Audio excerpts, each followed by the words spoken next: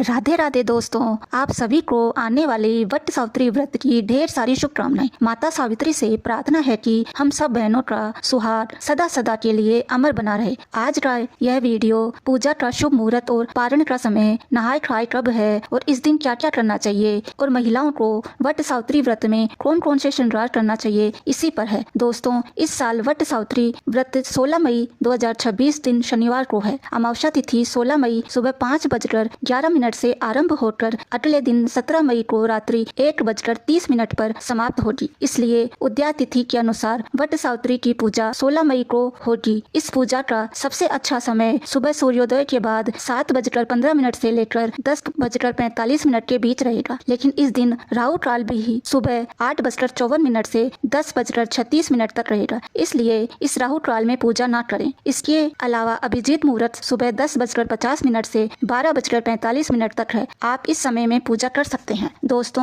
वट सावित्री व्रत मई दिन शनिवार को है। नहाय खाए व्रत के एक दिन पहले शुक्रवार को होगा। नहाय खाए के दिन सभी व्रतीय महिलाएं बाल धोकर स्नान करें, इसके बाद ही भोजन ग्रहण करें। इस दिन सात्विक भोजन ही ग्रहण करना चाहिए। लहसुन प्याज नहीं खाना चाहिए। इस दिन मांस मदिरा और सामान्य नमक का सेवन नहीं करना चाहिए। इस दिन घर और रसोई की सफाई करके ही भोजन बनाएं। नहाय खाए के दिन मसूर की दाल, बैंगन, लहसुन प्याज वाला खाना खाकर वट सावित्री का व्रत नहीं करना चाहिए, क्योंकि इससे पूजा का सात्विक भाव कम हो जाता है और व्रत का पूरा फल नहीं मिलता है। महिलाओं को वट सावित्री के दिन 16 श्रृंगार करना चाहिए। वट सावित्री के एक दिन पहले ही हाथ पैरों में मेहंदी लगा लें और नेल पॉलिश भी लगा लें। वट सावित्री के दिन सुबह जल्दी उठकर स्नान करें। इस दिन अमावस्या है, इसलिए बालों को नहीं धोना चाहिए। अगर आप वट सावित्री पहली बार कर रही है तो शादी की ड्रेस या नई साड़ी ही पहने। आप इस दिन लाल, पीली, नारंगी, गुलाबी, हरी या कोई भी रंग की साड़ी पहन सकती है। ये रंग सौभाग्य सूचक माने जाते हैं। बस ध्यान रहे कि व्रत के दिन काले और नीले रंग के वस्त्र, चूड़ियां या श्रृंगार की कोई भी सामान न पहने।